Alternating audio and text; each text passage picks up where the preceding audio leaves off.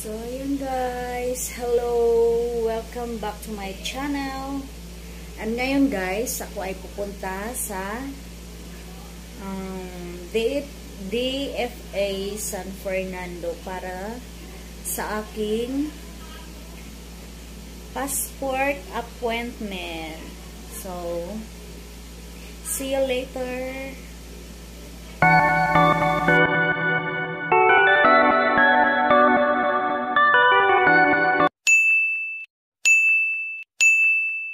A few moments later. So, ito na guys, nandito na ako sa DFA San Fernando sa Robinsons guys. So, kunti lang yung pila, hindi naman ako nahirapan. Yan. Okay rin pag-appointment kasi napakakunti ng tao. Yan guys, makikita nyo na napakakunti lang ng tao. Maganda rin pag-appointment dahil limitado lang yung mga naka-schedule. Tapos kunti lang din talaga yung tao dahil sa pandemic ngayon. So today is January 19. Nandito na naman ako ulit sa DFA Robinsons, Pampanga para kunin na ang aking passport. Super excited guys. Nakakalungkot tingnan yung paligid guys dahil napakakunti ng tao, ang tahimik. Sana bumalik na tayo sa normal para masaya na ulit. Halos di man ako nakakahinga nitong face mask na to. Ay, sana bumalik na talaga tayo sa normal.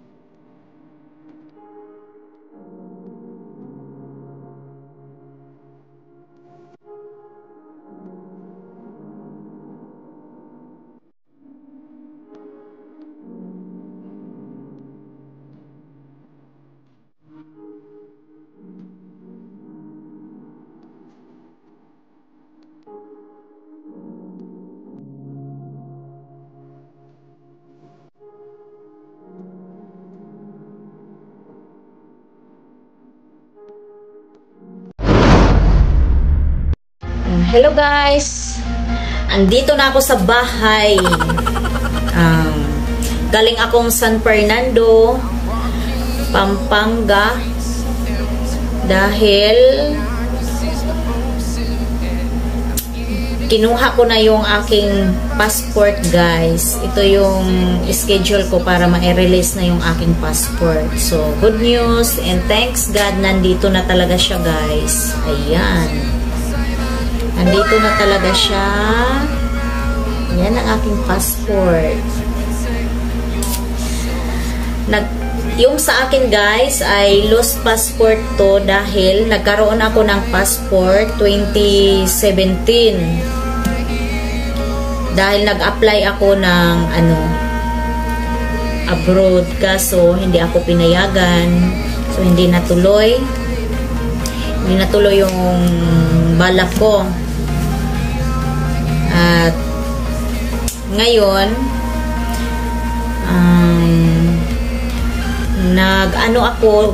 nagpunta ako ng Marquee Mall dito sa amin malapit. Nagpunta ako doon, kaso appointment lang daw sila, wala daw silang yung direct kang magpunta doon para magpagawa, wala. Appointment lang talaga. October akong nag-umpisa guys, nahirapan talaga ako. So na tayo ngayon, October, November, mga December guys. Ayun, ang hirap talaga kumuha ng appointment na ikaw lang yung kukuha talaga, sarili, ikaw lang yung gagawa. Kaya ang nangyari, kinunta ko yung aking kaibigan from Davao. Ayan, nagpa-rescue ako sa kanya. Sabi ko tulungan niya ako magpaano kung mayroon siyang kakilala na agency para magpa-appointment. So ayan, ni-refer niya ako doon sa kanyang kaibigan guys. Kaya pag na-schedule ako kaagad January 10, pumunta ako doon. Tapos ayan, ngayon 19, so 9 days lang. 9 days lang yung pagitan, nakuha ko na yung aking passport guys. So ituturo ko sa inyo guys kung i-share ko sa inyo kung ano yung mga kailangan pag kumuha ng lost passport. Yan. Una, kumuha kayo ng affidavit of loss sa attorney. Ang kailangan nila doon ay ID lang. Ako, yung dinala kong ID ay postal. Yan. Tapos, wag niyong kalimutan. Dapat alam nyo yung ano ba yan? Passport number, ano ba yun?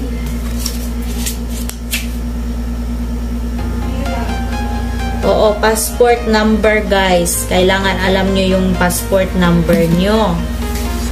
Kasi tatanungin kayo doon. Tapos kung saan nawala, paano nyo nawala, ganyan. Ganun lang kasimple. Tapos tuturuan naman kayo doon eh. Wala namang kahirap-hirap kumuha ng affidavit of loss. So, ayan. So, next step, ang gagawin nyo ay police report. Yung affidavit of loss nyo, kailangan dalhin nyo doon. Pumunta kayo sa malapit na police station dyan sa inyo kung saan ka nakatira, doon ka na police station pumunta. At requirements yung affidavit of loss. So dalhin nyo yan doon dahil hahanapan kayo niyan. Sa akin naman, ang binayad ko naman sa pagkuha ng affidavit of loss guys is 350.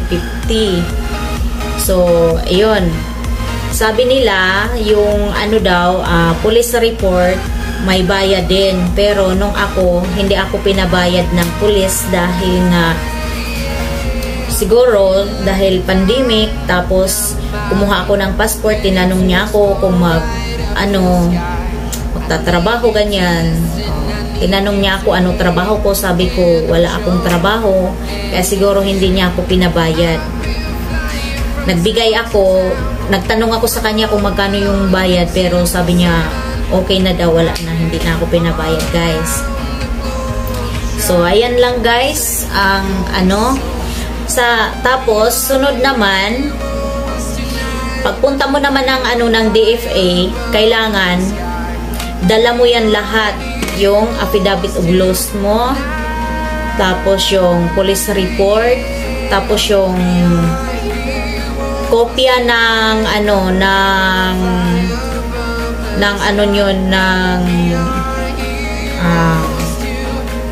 yung sa appointment nyo guys, yung ano ba tawag dun, receipt.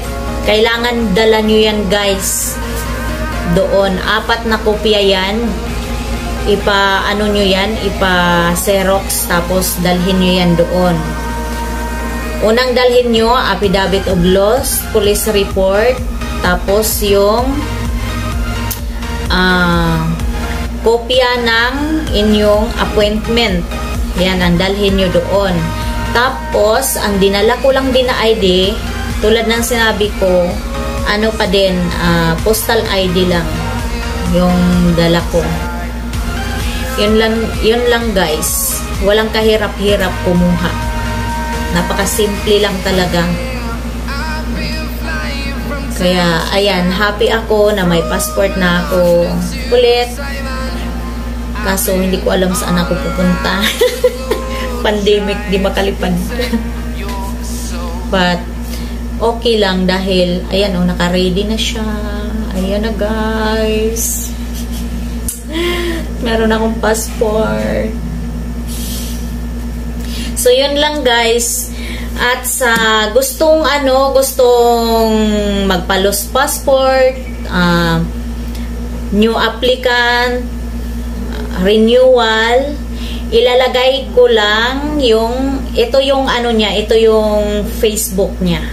Ayan, ang gumawa, yung nag-appointment sa akin. Mabilis lang siya guys. Ayan. At nirefer ako ng kaibigan ko guys, dyan. So, ayan, kontakin nyo lang to. Ito ang kanyang Facebook. Ayan, mag-message lang kayo dyan. Ayan. So, yun lang guys, yung share ko sa inyo about sa lost passport, at sana makatulong ako sa inyo guys. Maraming salamat and God bless.